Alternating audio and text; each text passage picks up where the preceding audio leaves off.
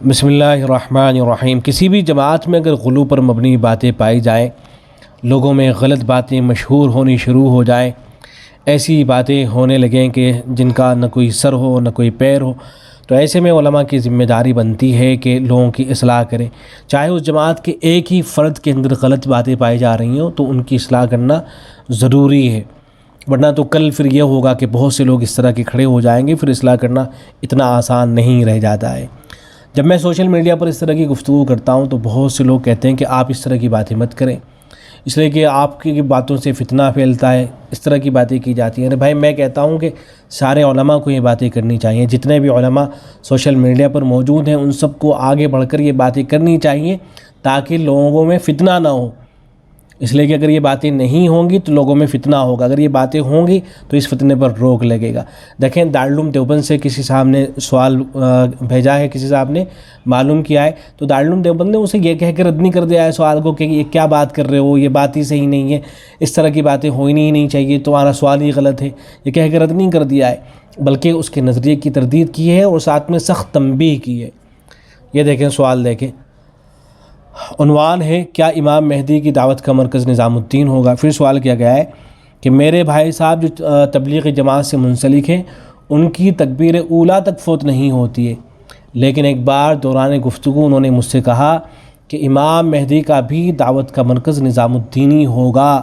سوچئے ایسا آدمی جس کی تکبیر اولیٰ تک فوت نہیں ہو رہی، جو نمازوں کا بڑا پابند ہے، بڑا اہتمام کرنے والا ہے، لیکن نظریہ کیا ہے؟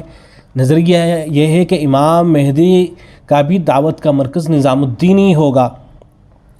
تو جو شخص امام مہدی کے متعلق ایسا عقیدہ رکھے تو ایسے شخص کے متعلق کیا حکم ہے؟ کیا ایسا شخص اہل سنت والجماعت سے خارج ہے؟ تو ان چیزوں پہ غور کرنے کی ضرورت ہے کہ آخر ایسا آدمی جو بڑا اہتمام کر رہا ہے ساری چیزوں کا، لیکن اس کے باوجود بھی وہ اس طرح کے عقائد اور نظریات رکھ رہا ہے۔ سوچئے جو بہت زیادہ اہتمام کر رہے ہیں عبادتوں کا، ان کا یہ حال ہے تو جو ویسے ہی سرسری طور پہ لگے ہوں گے ان کا کیا حال ہوگا؟ تو دارالعلوم دیوبند نے بہرحال سخت تنبیہ کرتے ہوئے لکھا ہے، فتوے میں لکھا گیا ہے کہ بغیر علم کے عمل بیکار ہوتا ہے، عبادت بھی بغیر علم کے صحیح نہیں کر سکتا ہے۔ اپنے بھائی سے کہیے کہ جہاں تکبیر اولیٰ کے ساتھ ہر نماز پڑھتے ہیں وہیں کفر و شرک، بدعت، حرام و حلال کو بھی سمجھنے کی کوشش کریں، ورنہ غلط عقیدہ رکھنے سے کبھی ایمانی سے ہاتھ دھو بیٹھیں گے۔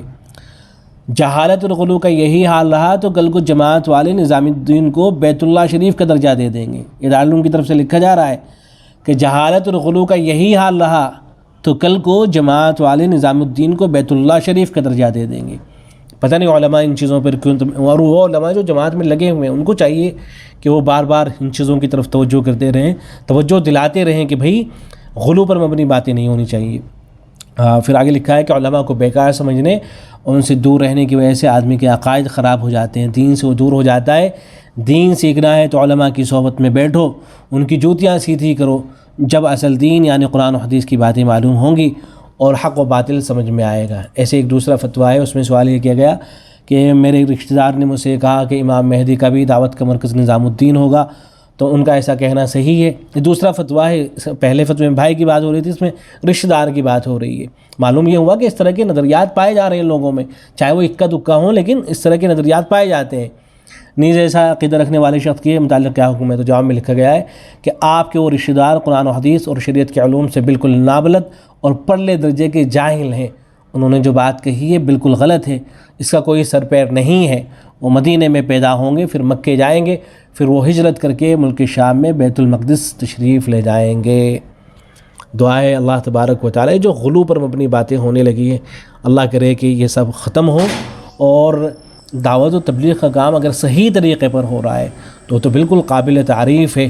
اللہ کرے کہ صحیح طریقے پر ہو اور غلو پر مبنی جتنی بھی باتیں ہیں ان سب کا خاتمہ ہو۔ السلام علیکم ورحمۃ اللہ۔